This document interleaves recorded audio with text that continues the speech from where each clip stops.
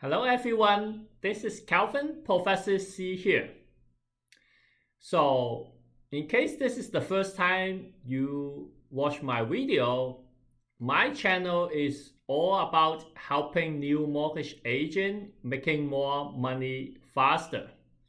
I have a variety of training material for you, which is mostly located in the website mortgagehackercanada.com. I also have my book, which is here, New Mortgage Agent Handbook in Amazon, who is selling. So you can search for that.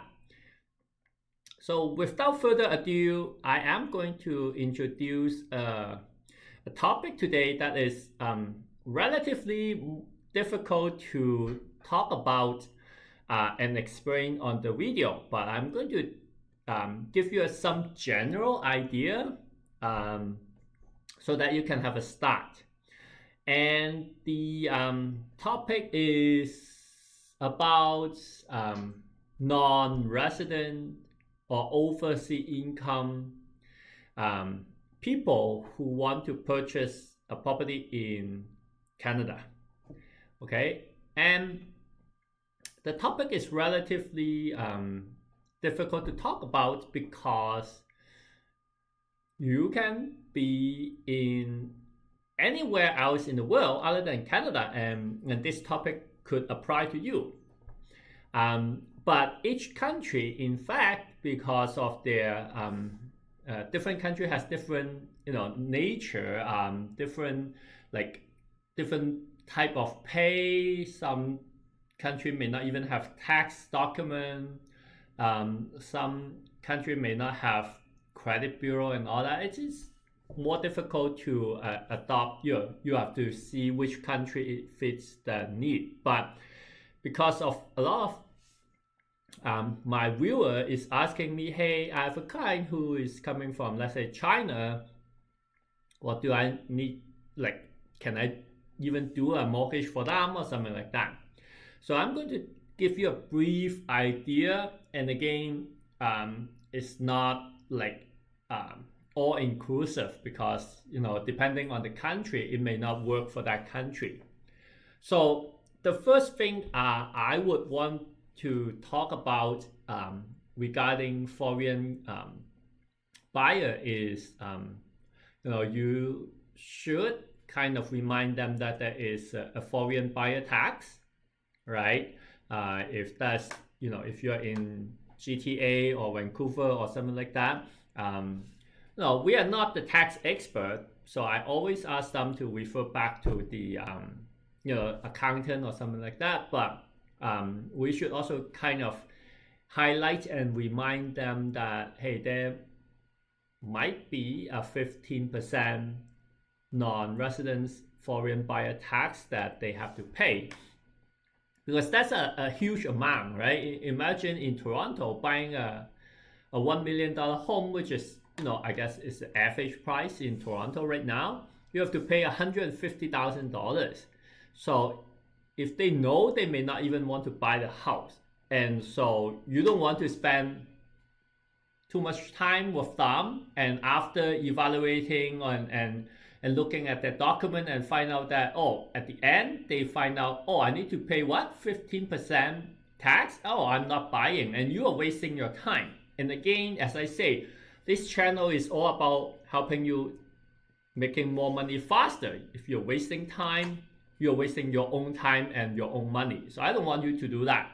So you might as well be professional and just remind them that, hey, you know what, there might be a 15% non-resident foreign buyer tax, and you might want to check with your accountant. And if they still want to go ahead and buy it, then you continue on your process. So that's the first thing I would tell them. The second thing is I would take a look at where they're coming from, right? Where they're making the money, because there are some countries that is under the sanction list from the what do you call it, from the United Nations, so that those countries we are not even consider doing that. For example, North Korea is one, and I think Somalia is another. So again, if you got a call from people in those countries saying that they want to buy a house in Canada, well, don't waste your time because you're not going anywhere. So that's the second thing. Then if they are, let's say, from Hong Kong, then no, that's a country that I'm pretty familiar with. Then you can continue on the process, and the first thing I will let them know is the down payment usually is 35% down, and see if they're okay with that, because that's a lot of money, right? 35% down plus you may have to have the 15% foreign buyer tax. That's 50% of the price. If $1 million, you need at least $500,000 there, plus other lawyer fee and all that, that they need to pay anyway. So they need a lot of down payment. So you need to be aware of that. So ask them, do they have that money first? If they do, then yeah, at least you can continue. If they don't, then again you can stop there. And normally for the foreign buyer, you will need to get their pay stub. Again, if that country has pay stub, some countries they don't have pay stub. Usually I would get like 3 months of pay stub, 3 to 6 months of bank direct deposit to show that it actually deposited to their account. I would usually get 2 years of tax document, employment letter, and then for the down payment, you usually want at least minimum 3 months of down payment proof to prove the source of fund. They will need to have an account in Canada because the mortgage company, like the bank, cannot deduct their mortgage payment from their overseas bank account. So they have to have a Canadian account. There are some countries that allow you to open the account even though you are physically back home. Like for example, HSBC is one that can open an account in a lot of different countries. So they will have to have an account in Canada. You probably would want them to wire their money to Canada, and you can trace the source of fund from their home country. And lastly, you would most likely want a credit bureau report from their home country. Okay, and those are usually the case. If they have any asset, liquid asset or fixed asset that they can prove, that would be a plus.